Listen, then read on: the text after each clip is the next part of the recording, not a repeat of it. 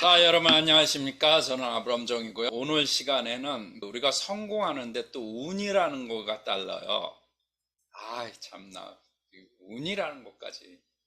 그래서 어떤 사람은 똑같은 상황이 됐는데 성공하는 기회로 잡고 어떤 사람은 기회로 못 잡는 건데, 제가 두 사람의 예만 들어가지고 어떻게 기회를 잡았는지 예를 같이 나누는 시간 갖겠습니다. 여러분, 인생에 어떤 기회라는 것이 옵니다. 인생의 기회가 왔는데 그냥 안 잡으면은 그냥 뭐 날아가고, 누구 말에 의하면은 뭐 우리 모든 사람한테 인생에 세 번의 기회가 온다 그랬잖아요.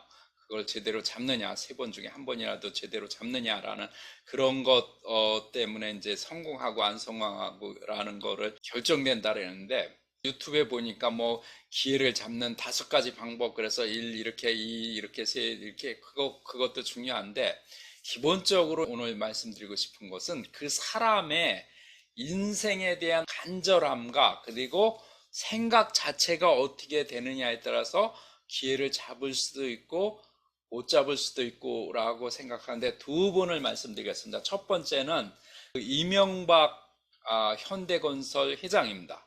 물론 나중에 17대 대통령도 되셨지만은 대통령으로서는 그렇게 성공을 못 하신 것 같고, 현대하면 원래 정주영인데 현대건설에서 유일하게 정씨가 아닌 분이 이름을 날린 분이 바로 이명박이라는 그 이름이잖아요. 근데 이분이 어떻게 기회를 잡았다 해가지고 사람들이 많이 얘기하는 게, 그게 태국에서 고속도로 그 건설 공사를 할 때 그때 사고가 나죠. 그때 그걸 잡았다 했는데 과연 그게 맞는지 한번 제가 분석을 해드릴게요. 태국의 현대건설에서 고속도로를 수주를 받아가지고 고속도로를 이제 건설하러 갔어요. 그때 이제 200여 명의 한국 사람들을 뽑아갔고, 그 다음에 또 거기 현지에 태국에서 그 일할 수 있는 사람들을 일부 뽑았고, 그래서 아마 공사가 진행되는데, 이 한국에서 뽑아간 친구들 중에 한 주먹 하는 친구들이 있었나 봐요. 근데 얼마나 그 당시로서는 그 환경이 열악했겠어요. 그러니까 스트레스가 많았겠죠. 그래서 요 데려간 일부 중에 좀 불평 주먹으로 표현하는 이런 친구들이 그 태국 그 사람들하고 이렇게 같이 짝짝꿍 해가지고 이 본부를 기습하죠.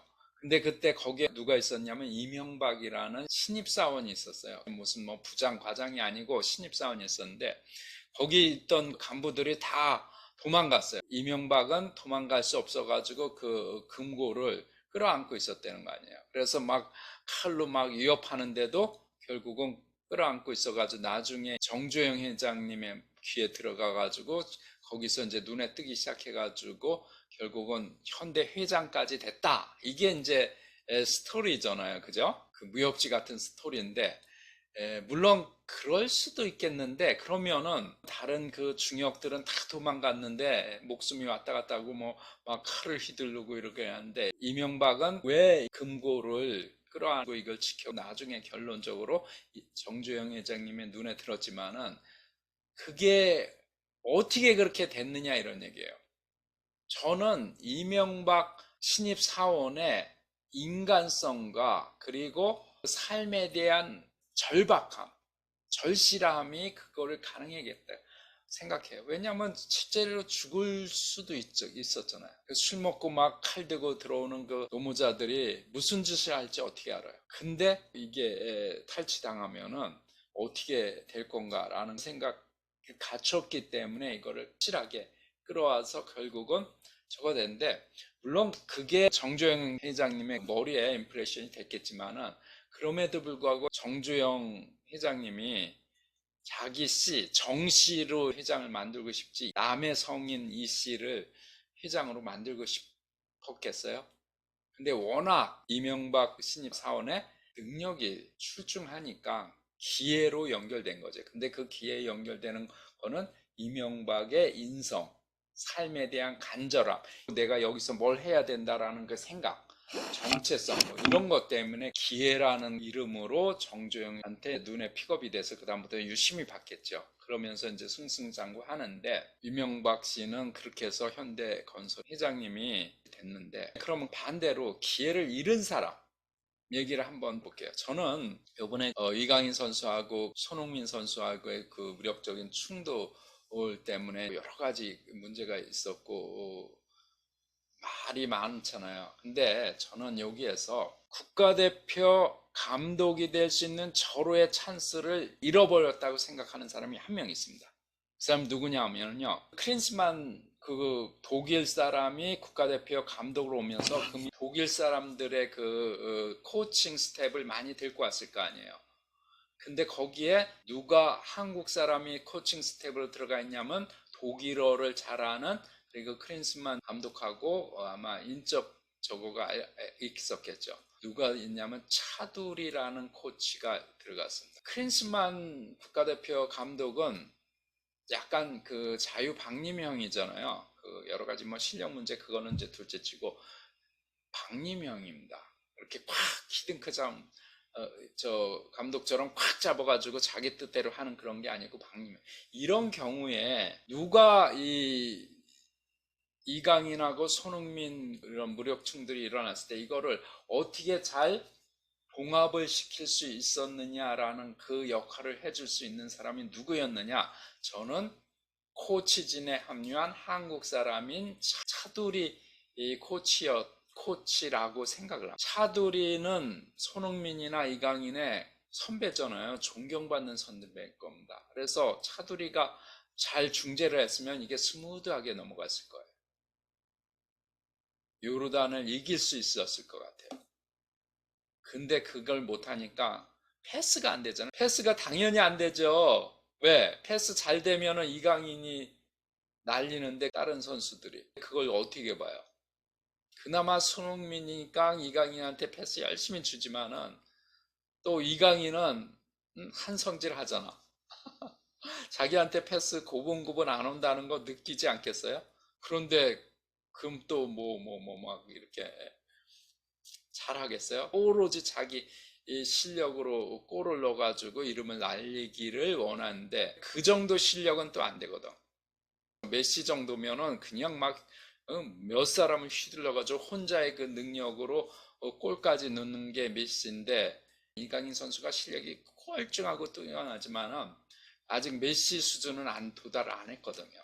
그러니까 혼자서 막 하려니까 안 되고 패스가 막 안 맞고 서로 패스가 안 맞잖아요. 그건 뭐예요? 이강인이 성공하면 안 된다라는 암묵적인 그 본능적인 무의식에서 다른 선수들은 그렇게 생각이 들어가 있는 거예요. 그러니까 이강인한테 패스를 아마 손흥민만 열심히 줬을 것 같아요. 다른 사람은 대충 건성건성 주고 아마 이 패스 줘도 잘 못 받게. 그래서 이강인이 비난을 받게끔 하게. 그러니까 이제 결과가 그런 식으로 나온 거죠. 근데 이런 상황을 잘 넘기게 해줄 수 있는 사람이 누구였다? 저는 차두리라고 생각해요. 근데 차두리가 이 기회를 놓쳐버렸어. 요 기회만 잘 됐으면은 사실은 차두리가 아마 다음 국가대표 감독 후보로 아마 강력하게 나올 거예요. 왜 그러냐면 나중에 선수들을 인터뷰할 거 아니에요.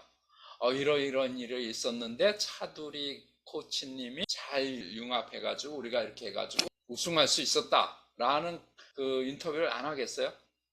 크린스만의 공으로 돌아가진 않을 거예요. 내가 보기에는 차두리 얘기가 나올 겁니다. 근데 이제 차두리가 그걸 놓쳤어. 기회를 놓쳤어. 왜 놓쳤느냐? 본인에 대해서 써여진 놓을 만한 거예요. 그 코치로서 요러요러한 일을 한다라는 거에 이강인 선수하고 손흥민 선수가 부딪혔을 때 그때 어떤 역할을 해야 된다라는 걸 자기 나름대로의 그 프로토콜을 만들어 놓고 있어야 되는데 그게 안 된 거죠. 이게 한국 사람들의 한계입니다. 다음 AI 시대가 성공하는 그거에 요 지금 차두리 선수 같은 그 관념을 가지고 나는 요 일만 해. 요 코치 내가 해야 될 거는 여기야. 돈도 요것만 받고 이렇게 하는 사람은 성공 못 합니다. 차두리가 코치진에서 한국인으로는 저거고 그다음에 그 선수들하고 직접적 몸을 맞대고 이렇게 하는 선수에서 그런 상황이 벌어졌을 때 차두리가 제 역할을 해줬다면은 나중에 그거가 드러나죠. 언젠간 드러나게 돼 있어요. 당장은 크리스만 공이 돼가지고 우승했다. 결국 나중에 선수들은 알거든요. 지금 그런 상황에서 차두리 코치님이 잘 해가지고 차두리는 손흥민이나 이강인의 둘 다 존경받는 선배일 거 아니에요. 둘이 야 너네 이런 상황에서 이렇게 하면 안 돼. 그걸 잘 조합시켜 가지고 그 다음에 다른 선수들도 이강인과 잘 조합하게끔 잘 그 역할을 했다면은 이런 결과가 안 나왔죠. 그래서 저 이강인과 손흥민 사건을 통해서 기회를 잃은 사람이 누구냐? 저는 뜰이라고 생각해요. 그래서 자기가 어떠한 삶에 대한 관념을 갖고 어떻게 생각하느냐에 따라서 기회가 올 수도 있고 왔지만은 패승할 수도 있고 이 기회를 잘 잡았으면은 차두리가 다음 국가대표 감독 아마 1순위일 거요. 차두리는 지금 비난받을 거예요. 아마 잘못했다고. 그래서 빚을 잃어가는 그런 형태가 될 겁니다. 오늘 여러분들한테 무슨 말씀을 드리고 싶었냐면은 기회라는 거는 오는데 어떻게 준비되고 인생에 대해서 어떤 간절함이 있느냐에 따라서 이명박 같이 기회를 잡아서 성공으로 이끌 수도 있고 차두리 같은 코치는 기회가 왔는데 그냥 패싱해버린 거죠.